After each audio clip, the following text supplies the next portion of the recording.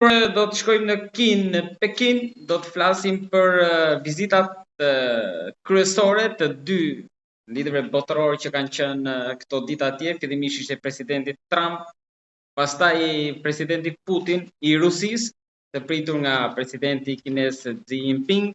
Pra Kina ka qenë Pekini kryeqendra e botës për sa i përket dialogut, asaj që do të ndodhë, marrëveshjeve të mëdha që janë firmosur pra këto ditë, por për të deshifruar më shumë atë që ka ndodhur atje, do të flasim me gazetarin, me kolegun Burim Li. Burim, përshëndetje dhe faleminderit shumë. Përshëndetje, faleminderit shumë për ftesën, më bën mirë që jam sërish me ju në 5 pyetjet. Faleminderit ju edhe për ne dhe publikun tonë, është një kënaqësi dhe në emër të tyre të falenderoj sërish. Burim, ku dallon vizita e presidentit Trump nga ajo e Putinit që ishte pas tij? Po, mund të them se Pekini ka trajtuar të dy vizitat si shumë të rëndësishme. Në tarimi qëndron më shumë te funksioni diplomatik i së cilës vizitë mendoj. Vizita e presidentit Trump në Kinë kishte më shumë karakterin e stabilizimit të marrëdhënieve Kinë-SBA. Pra mendoj se mesazhi kryesor ishte si të menaxhohen ndarimet të rreziqe, si ruhen kanalet e komunikimit dhe të kërkohen fushat ku mund të ketë bashkëpunim. Në këtë kuptim ishte një vizitë shumë e rëndësishme për të parandaluar përkeqësimin e marrëdhënieve midis të dy ekonomive dhe të dy fuqive të mëdha. Ndërsa vizita e presidentit Putin kishte më shumë karakterin e përmirësimit dhe therimit të një marrëdhënieje që tashmë ka një nivel të lartë besimi politik dhe bashkërendimi strategjik. Këtu mesazhi ishte më shumë për vazhdimësinë, për zgjerimin e bashkëpunimit praktik dhe për koordinimin në çështje ndërkombëtare. Zgjatja e traktatit të fuqinjes së mirë dhe bashkëpunimit miqësor midis Kinës dhe Rusisë e tregon qartë këtë logjik afaqat. Por në të dy rastet, një gjë shumë e qartë është në momente kyçe si Washingtoni ashtu edhe Moska e shohin Pekinin si një aktor të domosdoshëm për të diskutuar çështje të më të rëndësishme globale. Po, çfarë marrëveshjesh u firmosën me Putinin? Po, Ministria e Jashtme e Kinës ka lëshuar një listë dokumentesh duke përfshirë dy deklarata të përbashkëta, njëra për forcimin e mëtejshëm të bashkëpunimit të gjithësonshëm strategjik dhe të fuqinjes së mirë Kinë-Rusi, dhe tjetra për promovimin e një bote shumë porare dhe të marrëdhënieve ndërkombëtare të tipit të ri. Këto dy dokumente tregon se vizita kishte një vesh shumë të qartë politike dhe strategjike.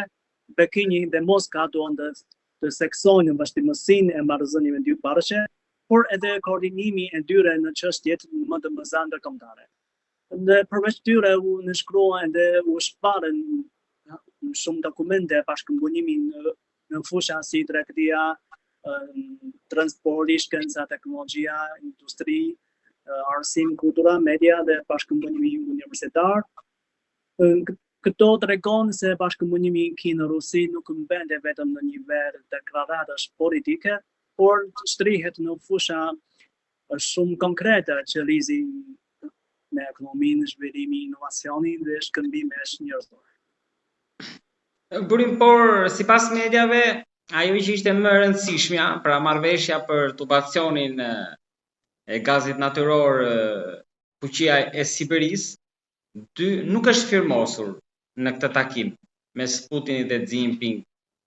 Si është trajtuar në Pekin kjo? Përse nuk është firmosur? Ka diçka që ka ndryshuar në fund që mund ta ketë përmbysur situatën apo? Projektet dira energjetike janë shumë komplekse, ato lidhen me çmimin afatgjat, financimin në rrugën e tubacionit, kërkesën e dregut dhe sigurinë energjetike për afat të gjatë. Duhet të pasur parasysh edhe vizita e presidentit Putin në Kinë ishte ishte pak e shkurtër dhe për këtë çështje konkrete deri tani nuk ka pasur një sqarim zyrtar nga Barët. Pra, nuk është se ka diçka konkrete, është thjesht pra lajmet e mediave që kanë qarkulluar, po jo ndonjë gjë zyrtare, pra, që mund ta ketë penguar dhe ndoshta zhvillimet e fundit apo vizita e Trumpit. Deri tani autoritetet kineze nuk ka deri tani nuk ka një sqarim zyrtar, në sens që mendoj se presidenti Putin vetëm qëndroi në Pekin për më pak se një ditë ose rreth një dite dhe duhet presim më shumë për detajet. Burim, varet më shumë Rusia nga Kina apo Kina nga Rusia? Nga anon më shumë peshorja? Po. Nuk mendoj se marrëdhëniet mes fuqive të mëdha mund të shpjegohen thjesht me fjalën varësi. Dhe nuk ekziston një varësi plot, as një pavarësi plot.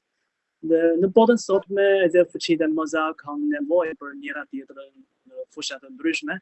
Dhe Rusia ka interes të therojë bashkëpunimi me Kinën, sidomos në ekonomi, tregtinë, teknologji, transport dhe në koordinim ndërkombëtar. Por në të njëjtën kohë edhe Kina ka interes të ruajë një marrëdhënie të qëndrueshme me Rusinë si vend fuqie, një fuqi e madhe dhe një partner i rëndësishëm në shumë mekanizma ndërkombëtar. Prandaj unë do ta shiha këtë më shumë se marrëdhënie ndër varësie dhe plotësimi të interesave. Jo si varësi të njëanshme.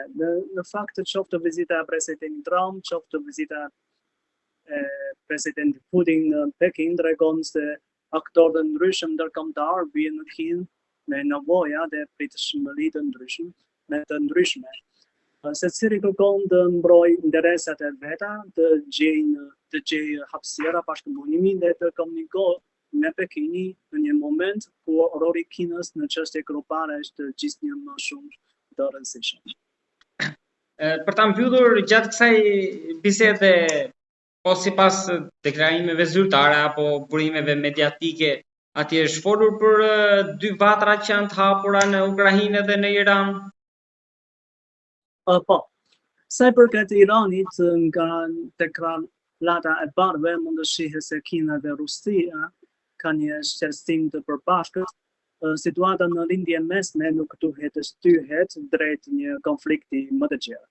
Dhe lindja mesme ka mjaft të plak të hapura dhe një përshkallëzim i ri nuk do të sillte pasojat shumë të rënda, jo vetëm në rajonin, por edhe në rendin ndërkombëtar. Prandaj Pekini ka seksuar vazhdimisht nevojën për armëpushim, për vurje e tensioneve dhe për krijimi e kushteve që Barët të kthehen në bisedimet. Për sa i përket Ukrainës, në Kinë dhe Rusia seksuon që rënjes e krizës duhet të rendohen mbi bazën e respektimit të plotë të parimeve të kartës të OKB-s. Qëllimi nuk duhet të jetë vetëm ndalimi i përkohshëm i rrugtimeve, por krijimi i një strukture të qëndrueshme paqeje dhe sigurie të përbashkët. Për këtë arsye të dy Barët shprehin mbështetje për çdo përpjekje që ndihmon arritjen e një paqeje afatgjatë dhe të qëndrueshme. Në Kina vazhdon të sekson dialogun dhe negociatat janë rruga kryesore për zgjidhjen e krizës ukrainase. Dhe lufta nuk mund të jetë përgjigje përfundimtare, sepse sa më shumë zgjat konflikti, aq më të rënda bëhen pasojat humanitare, ekonomike dhe sigurisë. Nga ana tjetër, Rusia vlerëson qëndrimi objektiv dhe të drejtë të Kinës për çështjen e Ukrainës dhe mirëpret rolin të Kinës dhe Kina është e gatshme të luajë për një zgjedhje politike dhe diplomatike të krizës. Qoftë në lindje mesme, qoftë në qoftë në krizën ukrainase. Mendoj se mesazhi i Kinës është i qartë, më pak konfrontim, më shumë dialog, më pak luftë, më shumë diplomaci. E Kina dëshiron të shohë paqe dhe stabilitet, jo për shkallëzim të konflikteve. Burim të falenderoj sërish për bisedën dhe shpresoj që të ndgjojmë sërish për zhvillimet më të fundit nga lindja edhe nga Kina, tashmë sikur e tha dhe ju, një aktor mjaft i rëndësishëm në këtë botë multipolare. Të falenderoj shumë. Faleminderit shumë. Po. Si gjithmonë ishte kënaqësi të jem në lidhje me pesë pyetje. Shpresoj të flasim sërish. Me shumë kënaqësi. I gjithmonë i mirëpritur me shumë kënaqësi. Të falenderoj shumë.